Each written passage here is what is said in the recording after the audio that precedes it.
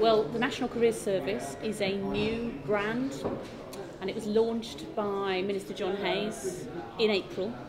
And for the first time, it does what it says on the tin.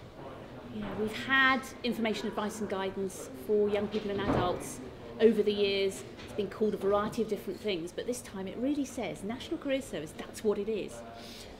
It's available in England. It's available through a number of channels, face-to-face for adults, and then through website and telephone for young people and adults. And it's based on our experiences with the integrated Next Step service for adults over the last few years. But the aim and the ambition is for this to really deliver professional careers, information, advice and guidance in a modern context. So using much more social media to really get to particularly younger people who now expect to receive information in a variety of different ways, not just in that sort of traditional, over the desk classroom way. Far more rapid, responsive labour market information, access to a much wider range of different career choices and pathways, and really to sort of bring careers, information, advice and guidance very, very firmly into the 21st century and deliver it in all the ways that people would expect. And I suppose what I've been asked to talk about today is specifically why this is so important for young adults.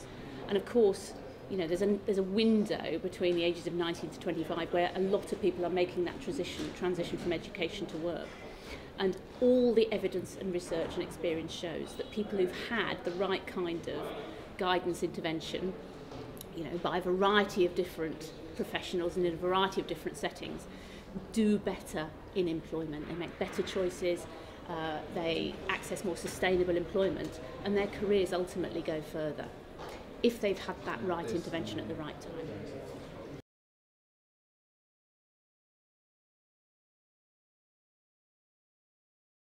There are a lot of challenges, in particular creating a website that has the kind of functionality that people now expect of really up to the minute, exciting, interactive websites, which traditionally government hasn't necessarily been the best at delivering. Harnessing the skills and expertise of thousands of qualified professionals all over the country to tailor their information and advice to any particular individual. So in the past, if you sat down in front of somebody, you'd get their information and advice irrespective of what your particular interest was. We think there's a way of harnessing all the skills and expertise of all those people, bringing that to an individual using technology. So that's a real challenge.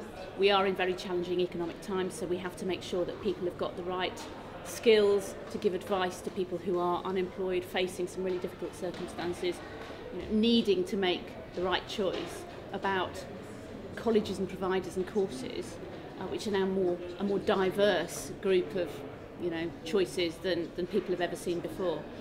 So we have a whole range of challenges around functionality, around really making sure that we've got the most professional people involved in delivering this service, in creating awareness of the brand when we're no longer spending huge amounts of public funding on big marketing campaigns. So all those challenges are big ones, but ones that we're taking on board.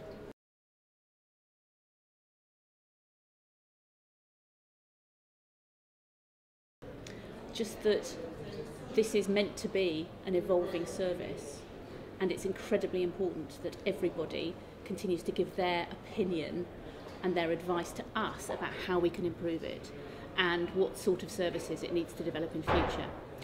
We are not for one moment ever going to claim that the fount of all knowledge and wisdom about how it should be delivered rests with government.